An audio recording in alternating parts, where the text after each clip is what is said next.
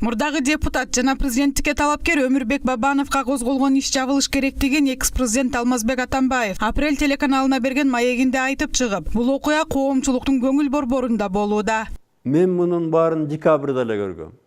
Ошондуктан декабрда эле жаңы президент Сооронбай Жээнбековго айткам, ушу Бабанов момундай кадамдарга барып атат.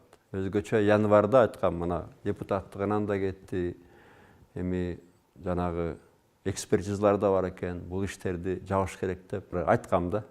Эске салсак, Өмүрбек Бабанов президенттик шайлоодон кийин өзү дагы саясат менен коштошкондугун айткан. Учурда коомчулукта Өмүрбек Бабановдун жаңы жылдын алдында келе турганы айтылууда. Бирок саясатка аралашабы же жокпу, ал тууралуу кеп жок. Мен саясаттан, анын ичинде партиялык ишмердиктен кетип жаткандыгымды жарыялайм. Мындай чечим мен үчүн жеңил болгон жок, бирок азыркы кырдаалда жападан жалгыз туура чечим болду деп эсептейм. Ошондой эле жогорку кеңештеги депутаттык мандатымды дагы тапшырам.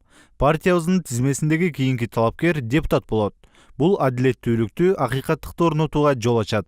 Бул маселе жогорку кеңешке жетип, мурдагы депутат Өмүрбек Бабановго саясий куугунтук болгонун аныктоо максатында УКМК жана башкы прокуратура кызматы жалпы жыйынга чакырылган. УКМК менен Ген прокуратуранын гана азыр иштер кандай абалда экен, ууп коелу деген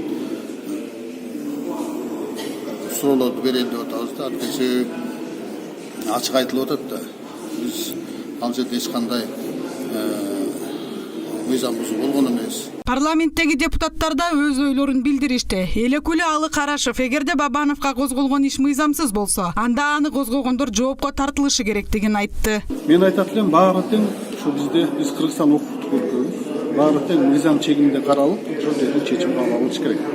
Сотко жетиш керек деп айтып атасыздар. Кылмыш иши козголгондон кийин андай болсо, мыйзамсыз болгон сонда кылмыш иши козгогондор жок берсин, анда кандай болчу.